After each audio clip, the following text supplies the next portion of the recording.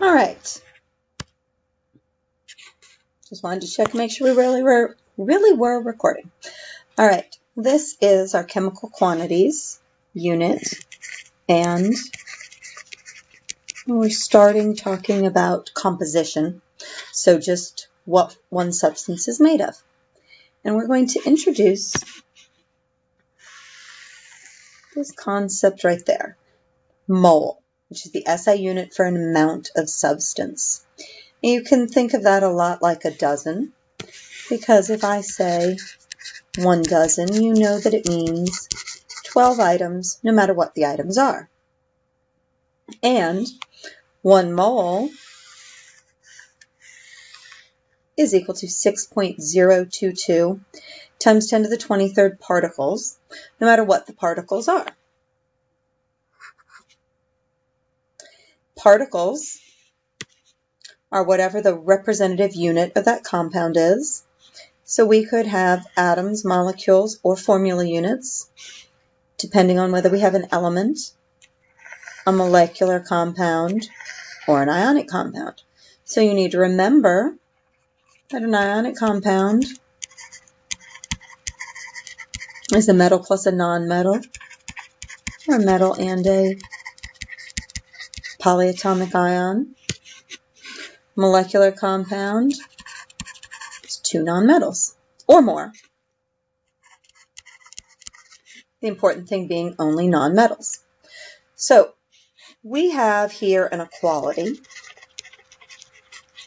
So we're going to be able to do conversions with it. We're going to set these up like any other conversion we've done.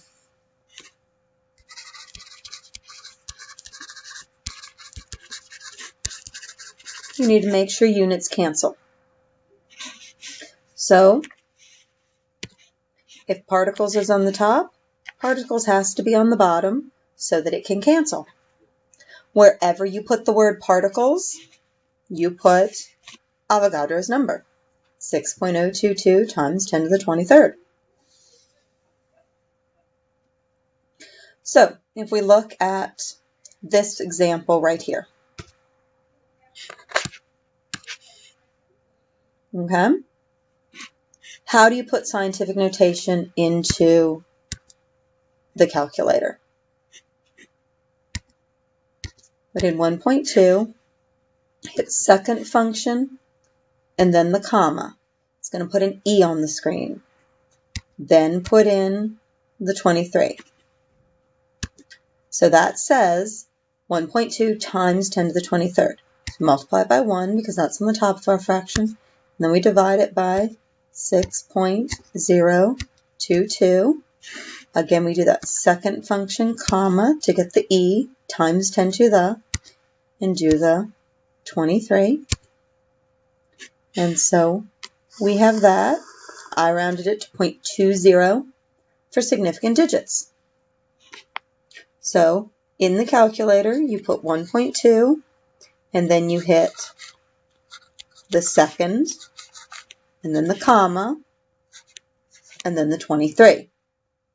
It's much better to use the scientific notation button on the calculator than any other way to do scientific notation. If you have moles given, then moles goes on the bottom. Moles in the fraction always gets 1. Atoms, molecules, or formula units, whatever the particle is, always gets 6.022 times 10 to the 23rd. So here are 2 for you to try. So stop this, try them, and then check your answers. So you have 0.4 moles.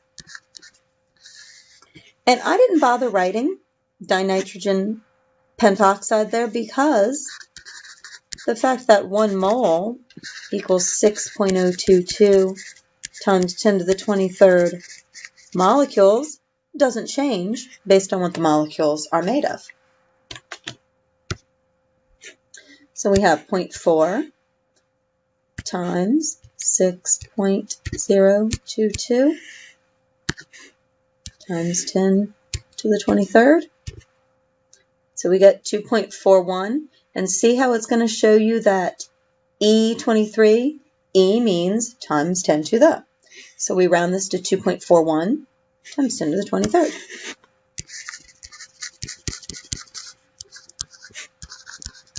And that's molecules of N2O5.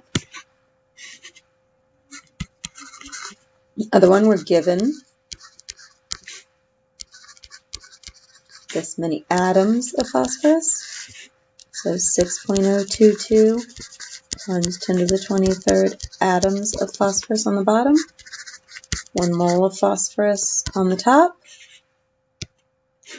So 1.2 times 10 to the 25th divided by 6.022 times 10 to the 23rd. And we get 19.9.